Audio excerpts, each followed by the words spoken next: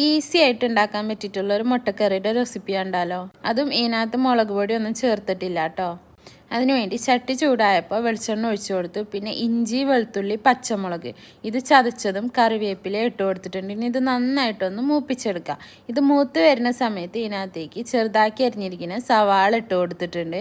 സവാള പെട്ടെന്ന് വാടിക്കിട്ടാൻ വേണ്ടിയിട്ട് കുറച്ച് ഉപ്പും കൂടെ ഇട്ട് കൊടുത്തിട്ടുണ്ട്. ഇനി ഇത് നന്നായിട്ടൊന്ന് വഴറ്റിയെടുക്കുക. വാടി വരുന്ന സമയത്ത് ഇതിനകത്തേക്ക് അരിഞ്ഞു വെച്ചിരിക്കുന്ന തക്കാളി ചേർത്ത് കൊടുക്കുക. ഞാനിപ്പോൾ 4 മുട്ടയാണ് എടുത്തിരിക്കുന്നത്. അതിലേക്ക് പകുതി സവാളയും പകുതി തക്കാളിയാണ് കേട്ടോ എടുത്തിരിക്കുന്നത്. 1 സ്പൂണ് കുരുമുളക് പൊടിയും 1/2 സ്പൂണ് മഞ്ഞൾപ്പൊടിയും 1/4 സ്പൂണ് കറിമസാലപ്പൊടിയും ഇത്രയും പൊടികളാണ് കേട്ടോ ചേർത്തിരിക്കുന്നത്. ഇനി ഈ പൊടികളുടെ പച്ചമണം മാറി വരുന്നവരെ നന്നായിട്ടൊന്ന് ഇളക്കി കൊടുക്കുക. പൊടികളുടെ പച്ചമണം മാറി വരുന്ന സമയത്ത് കുറച്ച് വെള്ളം കൂടെ ചേർത്ത് നന്നായിട്ടൊന്ന് മിക്സ് ചെയ്തെടുക്കുക. ഇനി വെള്ളം ഒന്ന് തിളച്ച് വരുന്ന സമയത്ത് നമുക്ക് തേങ്ങാപ്പാൽ ചേർത്ത് കൊടുക്കുക. അതിന് വേണ്ടിയിട്ട് ഞാനിവിടെ എടുത്തിരിക്കുന്നത് കോക്കനട്ടിൻ്റെ മിൽക്ക് പൗഡറാണ് കേട്ടോ. നല്ല കട്ടിയുള്ള തേങ്ങാപ്പാൽ ഒഴിച്ചു കൊടുത്താൽ മതി. ലുലുവിൻ്റെ ഈ ഒരു മിൽക്ക് പൗഡറിന് അധികം കുത്തോ ചൊവയോ ഒന്നുമില്ല കേട്ടോ.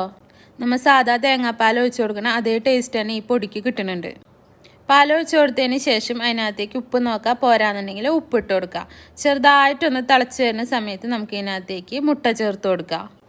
സിമ്പിളായിട്ട് ഉണ്ടാക്കാൻ പറ്റിയ കറിയാണ്, പക്ഷെ ഭയങ്കര ടേസ്റ്റാണ് കേട്ടോ. ഇതിന് മുട്ട ഇട്ട് കൊടുത്ത് ഒന്ന് തിളച്ച് വരുമ്പോൾ തന്നെ നമുക്ക് ഗ്യാസ് ഓഫ് ചെയ്യാം. അപ്പോൾ ട്രൈ ചെയ്ത് നോക്കാത്തവരുണ്ടെങ്കിൽ എന്തായാലും ഒന്ന് ട്രൈ ചെയ്ത് നോക്കിക്കോ.